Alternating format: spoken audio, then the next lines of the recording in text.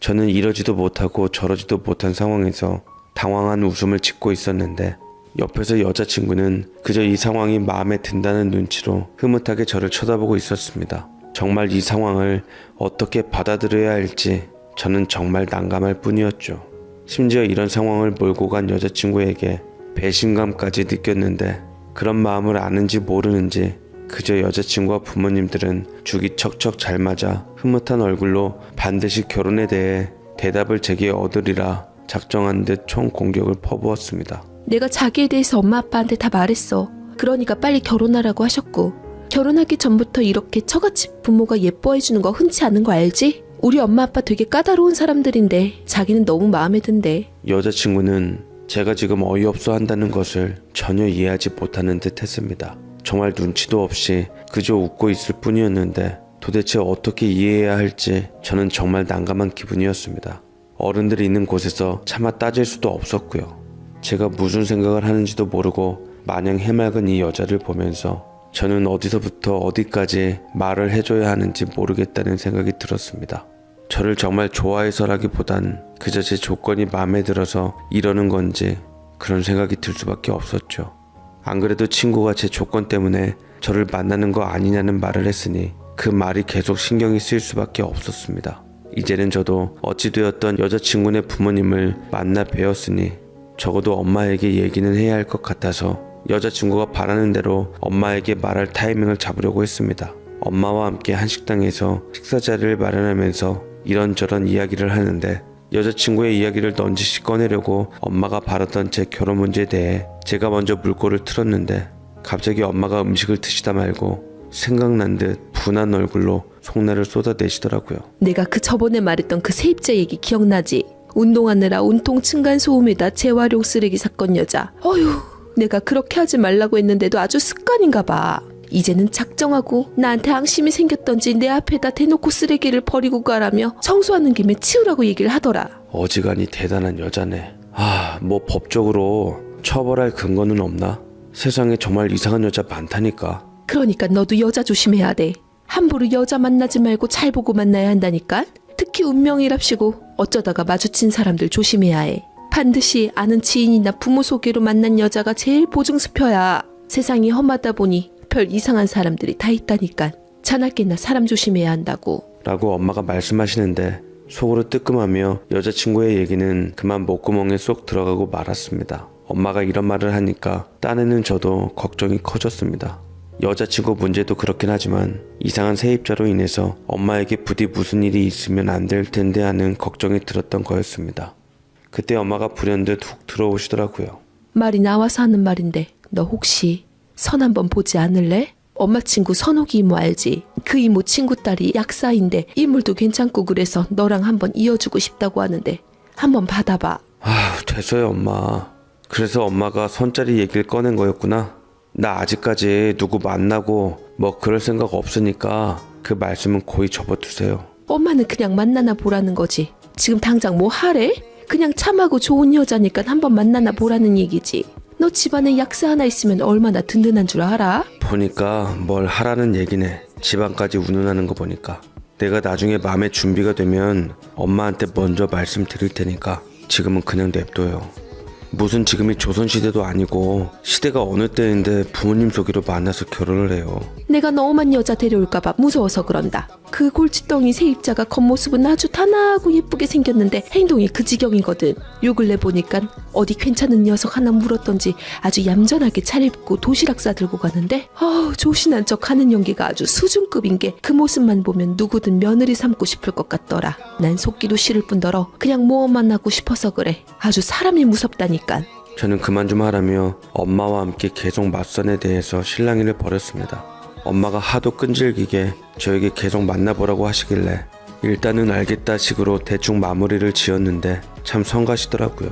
하필이면 그날 바로 여자친구랑 약속이 있어서 저는 엄마를 모셔다 드리고 여자친구를 만나러 갔는데 얘기하다가 갑자기 엄마에게 문자가 왔고 그것을 제가 화장실 간 사이 기막힌 타이밍으로 여자친구가 보며 씩씩대고는 분한 듯 저를 노려보더라고요. 자기 설마 지금 나 놔두고 선 보려고? 여자친구의 도끼 어리고 매서운 눈초리는 생전 처음이었던 것 같아요. 결혼 문제를 제외하고는 늘 이해심 많고 배려심 많은 그녀였는데 그녀의 표족스러운 모습은 난생 처음이었습니다. 등골이 오싹해지더라고요. 찔렸던 저는 어떻게 이 위기를 넘길 수 있을지 고민하다 솔직히 털어놓기로 했습니다. 아니, 엄마가 아는 분이랑 말한 게 있는데 너무 일방적이라서 내가 분명히 싫다고 했거든. 신경 쓰지 마. 엄마가 혼자 그러시는 거야.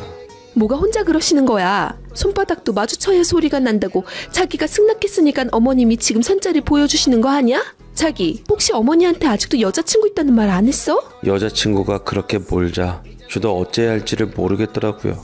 그런데 그때 여자친구가 선수를 치면서 당장 일어나서 어머님께 가자고 했습니다. 나 억울해서 더 이상은 못 물러나. 자기 숨겨진 여자로 지내고 싶지도 않고 이번에야말로 어머님을 꼭 만나 뵙고야 말겠어.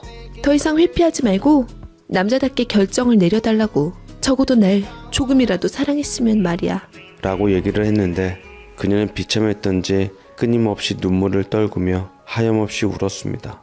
제 스스로가 정말 비겁하고 나쁜 사람처럼 느껴지더라고요. 그녀의 말 맞다나 이건 정말 쓰레기들이라 하는 행동 같았습니다.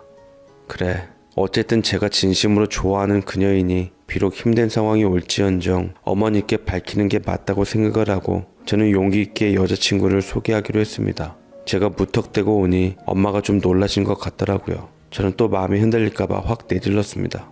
엄마, 사실 내가 여자친구가 있어. 여자친구가 엄마한테 인사를 좀 가고 싶다는데. 뭐? 예. 너는 여자친구가 있으면 있다고 말을 해야지. 엄마는 그것도 모르고 계속 너 선자리 찾아보고 있었는데. 그게 어쩌다 보니 그렇게 됐어. 여자친구 부모님께는 저번에 인사드렸거든. 그러니까 이번에는 엄마도 한번 예비 며느리감으로 봐봐. 정말 좋은 여자야. 그래? 뭐 어떤 애야? 너무 잘됐다. 아들 축하해. 저는 침을 꿀꺽 삼키고 긴장을 풀려고 노력했습니다. 얼마 전까지 약사 며느리감 기대하는 엄마의 눈으로 봐서는 초등학교 졸업인 바리스타 여자친구가 어떻게 비춰질지 모르겠지만 그래도 엄마는 인성이 제일 중요하다며 늘 강조해온 사람이기에 저는 그걸 믿기로 했습니다. 저는 엄마에게 여자친구에 대한 궁금한 정보를 모두 말해주었고 내가 사랑한다는 것도 많이 강조했습니다. 그러나 엄마는 그 말을 들으시고는 한참 동안 말을 하지 않았습니다. 그래서 아무래도 엄마의 마음에 들지 않았구나 싶었는데 엄마는 다행히 희망적인 이야기를 해주시더라고요. 엄마는 네가 아무나 만나고 그럴 사람이 아니라는 거 알아. 그런데 네가 계속 만나고 있는 사람이면 그래도 괜찮은 면이 있으니까 그런 거겠지. 나이 많으면 어때? 너희 이모도 5살 어린 신랑 만나고 지금까지 잘 살잖아. 조건 좋은 사람 만나도 무조건 행복한 것도 아니고 일단 네가 좋다고 생각한 사람이면 한번 보자. 사람만 좋으면 엄마는 무조건 오케이야.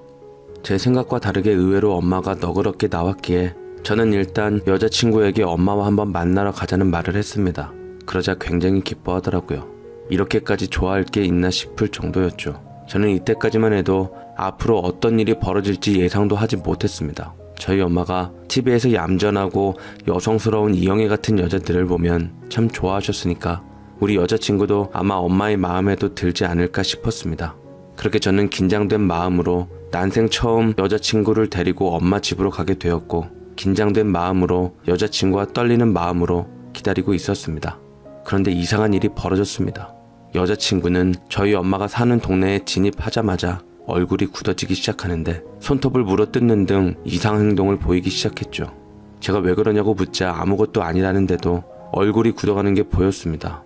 참으로 평소와는 다르게 느낌이 이상했어요. 저희 엄마 집은 관리하는 빌라에서 멀리 떨어지지 않는 곳에서 주택에서 살고 있었는데 드디어 도착해서 앞에 주차를 하자 여자친구가 여기저기를 빠르게 스캔하면서 뭔가 골똘히 생각하는 것 같더라고요. 저는 뭣도 모르고 여자친구를 끌고 집 대문을 따고 안으로 들어갔고 이내 현관에서 도어락을 열고 들어갔는데 들어가자마자 먹음직스러운 갈비찜 냄새와 맛있는 냄새들이 코를 찌르며 식욕을 자극했습니다. 허나 그럼에도 불구하고 여자친구는 여전히 불안한 기색으로 조심스럽게 안으로 들어갔는데 이내 부엌에서 저희 온 기척을 느끼고 엄마가 간을 보고 있었던지 접시와 국자를 들고 밖으로 나오셨습니다. 먼 길 오느라 고생했어요. 만나서 반가워요.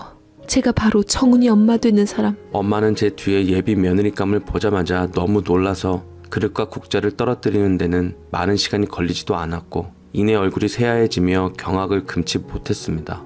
그리고 이런 엄마를 보고 덩달아 여자친구도 사색이 되며 손에 들고 있던 꽃과 과일 바구니를 떨어뜨렸고 바들바들 떨며 다리에 힘까지 풀렸던지 그 자리에 주저앉고 말더라고요. 정훈아, 저 아가씨가 아니 저 여자가 바로 네가 만나는 그 여자냐? 라고 말을 하는데 저는 두 여자를 어떻게 챙겨야 하나 일단 여자친구를 챙기고 하려는데 이내 여자친구는 저희 엄마를 보자마자 무슨 못 볼 걸 본 것 마냥 후다닥 절 밀치고 도망가버리고 말았고 저는 벙쪄서 여자친구의 이름을 다급하게 불렀습니다. 태야, 어디가 태야? 야, 김태희! 라고 부르자 이내 정신이 든 엄마는 이를 바득바득 갈고는 자리에서 일어나 저를 억센 손으로 안으로 불러들인 다음 찬물을 벌컥벌컥 들이킨 후 놀란 심장을 진전시킨 후 기가 막혀 하시며 영문도 모르는 제게 속내를 털어놓기 시작했습니다. 김태희? 저 애가 그래? 자기 이름이 김태희라고? 엄마가 어이없다는 듯 말하는데 저는 이제껏 여자친구에 대해 김태희라고 알고 있었기 때문에 당연히 태희라고 말했을 뿐이었죠. 엄마는 그야말로 기가 찬 얼굴이었습니다. 저 여자 이름 김귀연이야. 4살 연상?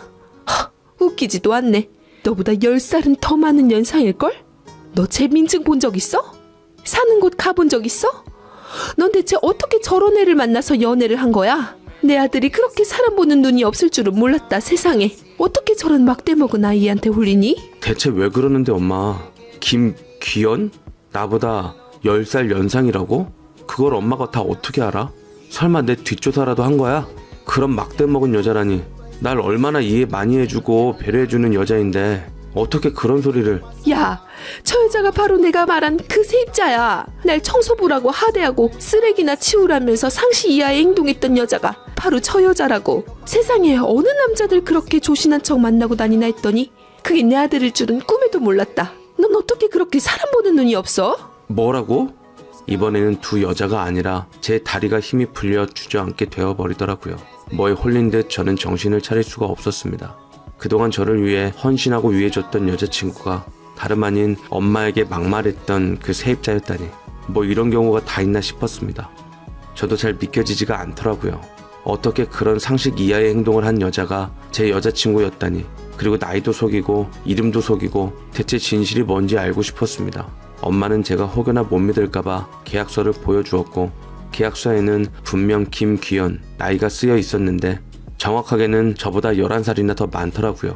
4살도 많다고 생각했는데 띠동갑에 가까운 여자라니. 아니 그보다 왜 날 속이고 만난 건지 이해가 안 되더라고요. 왜 속이고 만나냐고? 네가 교사고 어수룩해 보이고 네 엄마가 건물주라니까 재산 보고 결혼하려고 한 거 아니겠냐? 그보다 더한 계획이 있을 수도 있고. 세상에 이렇게 험하고 무서운 줄 몰랐다. 네 이것을 그냥 아주 너 앞장서. 내가 제대로 그 여자 정체를 밝혀줄 테니까. 라면서 엄마는 절 앞세워서 빌라에 가게 되었는데 2층에 그 여자 집을 엄마가 마구 두드려 대었습니다. 나와! 김기현! 네가 감히 내 아들을 넘봐? 그렇게 잘났으면서 왜 청소부 아들을 넘봐? 당장 이사갈 돈까지 내줄 테니까 내 눈앞에서 사라져. 나도 이번에는 도저히 못 참아. 라고 마구잡이로 문을 두드리시는데 문은 끝까지 열리지 않았고 이내 안에서 경찰에 신고한 건지 경찰이 출동해서 엄마에게 경범죄로 경고를 주었습니다. 분명 태희, 아니 귀연 씨는 안에 있는 게 분명했죠. 거기다 제가 전화를 걸어보니 안에서 핸드폰 음이 들리더라고요. 저와 똑같은 커플 벨소리였습니다. 저는 너무 혼란스러워서 어떻게 해서든 그녀에게 해명을 듣기 위해 만나기 위해 집에도 찾아갔고 직장에도 찾아갔지만 그 어디에서도 볼 수가 없었습니다.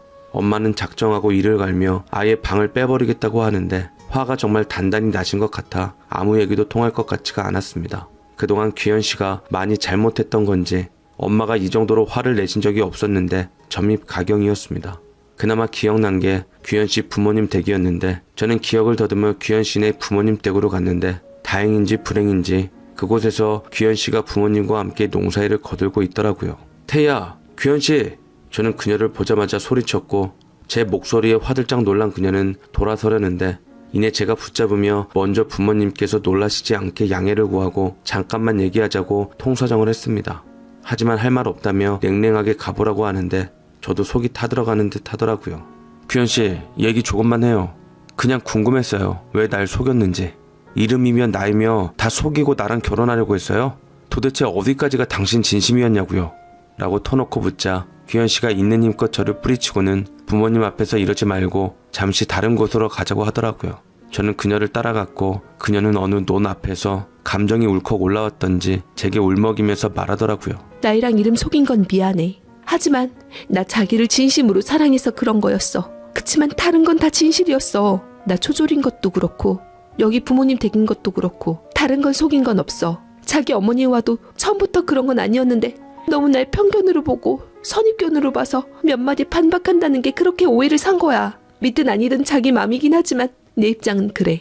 라고 하는데 저는 여자친구와 좀 더 많은 이야기를 나누고 싶었지만 더 이상 이렇게 된 이상 할 말 없다며 이참에 얼굴 본 김에 헤어지는 것에 마무리하자고 하는데 어떻게 말해야 할지 모르겠더라고요. 결국 규현은 뒤돌아서서 제 갈 길을 가버렸고 저는 오랜 시간 동안 그 자리에서 미동 없이 움직이다가 왠지 모르게 너무나도 마음이 아픔을 느꼈습니다.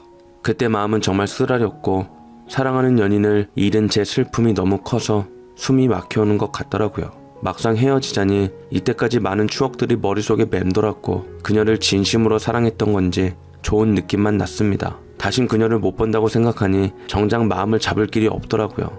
저는 안 되겠다 싶어 뒤늦게 용기를 내어 그녀를 찾으러 부모님 댁으로 갔는데 그런데 저는 대문 앞에서 그녀가 어느 한 남자애랑 여자애를 데리고 있는 것을 보았습니다. 그러자 아버님께서 한 말씀 하시는데 저는 심장이 멎을 뻔하며 머릿속이 새하얗게 백지장이 되고 말았습니다. 애 있는 것까지 들켰으면 더 골치 아플 뻔했어. 욕심 안 부리고 그 녀석이 가진 집만 딱 네 것이 됐으면 좋았을 텐데. 아깝다 정말. 그게 얼마야? 됐어. 정훈이 저 자식 얼마나 날 재면서 얘기를 안 하던지. 다음에 작업할 때는 학력을 좀 더 올려야겠어. 수고롭지만 괜히 꼬치꼬치 파고들까봐 솔직히 말했는데 이번에 보니까 여자 약사가 인기가 많은 것 같더라고. 좀 작업해서 여약사로 돈 있는 녀석으로 다시 물색해봐야겠어. 자기랑 형님이 좀 지적인 부모님 역할을 잘해줘야 돼. 그래야 돈 있는 녀석이 걸린다니까. 자기 나 믿지? 이건 돈을 벌기 위한 연기라는 거? 돈 많이 벌어야 우리 애들도 편히 키우지. 안 그래? 옳게 제대로 하면 나도 한몫 떼줘야 해. 아니면 좀 더 돈을 받기 위해서 포옹 몇 개 좀 들어놓는 건 어때? 저번에 그것 때문에 재미 좀 봤잖아. 이번엔 명품 신상 나왔던데 나 협조하는 대가로 그거 하나면 돼. 라고 말을 하는데 진짜 그야말로 소름이더라고요. 생각지도 못한 관계가 밝혀지며 저는 등골이 오싹해지면서 그 길로 덜덜 떨리는 손으로 바로 경찰에 신고를 해버렸고 그 모든 아름다웠던 추억은 일순간 악몽이 되어 저는 그 일로 인해 트라우마가 생겼고 병원 치료까지 받게 되었습니다. 제 작은 인연을 찾고자 하는 바람에 시작해서 어머니 사건, 사기 사건까지 여러 사건이 연루된 채 저는 피해자 중 한 명이 되어 있었네요. 아직도 그때 생각하면 기가 막힐 따름입니다. 작은 사건에서부터 비롯해서 굴비꾸러미 마냥 줄줄 나온 사건들은 정말 기가 막혔고 더 이상 악몽 같은 기억에 대해 언급하고 싶지 않아 사건은 이 정도로 마무리 짓겠습니다. 그녀는 저를 사랑한 게 아니고 저와 결혼하면 편하게 살다가 건물을 가져갈 수 있을 거라고 생각했다는 것이 정말 소름이 끼칠 정도였습니다. 저는 이런 이야기가 내 이야기가 될 거라고는 전혀 생각도 하지 못했습니다. 하마터면 저희 아빠가 소중하게 지으신 이 건물을 줘버릴 뻔했는데 그래도 위기에서 빠져나올 수 있어서 다행이라는 생각이 들었습니다. 엄마는 기나긴 제게 일어난 사건을 듣고 처음에는 경악을 금치 못했지만 시간이 지난 후 조금 마음이 진정되어 있던 것 같습니다. 그 이후로 한동안 여자를 안 만나고 싶었지만 엄마는 사람에 대한 상처는 사람으로 인해 있는 게 가장 빠르다며 말씀해주신 덕에 저는 조금 텀을 두고 엄마가 소개를 해줬던 사람들도 가리지 않고 만났는데 다들 좋은 사람인 건 확실하지만 언제 나를 배신할지도 모르는 사람이다라는 생각이 드니까 마음이 깊어지지 않았습니다. 그래서 다시 만날 수 있으면 좋을 것 같다는 상대의 말에도 저는 쉽게 응할 수 없었습니다. 저는 당분간 화려한 솔로를 즐기는 것이 더 낫겠구나 싶어서 혼자 있는 시간을 보내고 있습니다. 그리고 정심심하면 가끔 엄마 모시고 가까운 곳으로 함께 여행을 다녀오기도 했어요. 엄마는 좋은 여자를 얼마든지 소개시켜 줄 테니까 포기하지 말라고 하셨지만 생각보다 아직까지 누구를 만나고 싶은 생각이 들지 않았습니다. 저는 그 일 이후로 절대로 결코 여자에게 제가 건물을 가지고 있거나 재산에 대해 일절 언급을 하지 않고는 하네요. 다음에 누군가를 만나게 된다면 제가 가지고 있는 조건보다는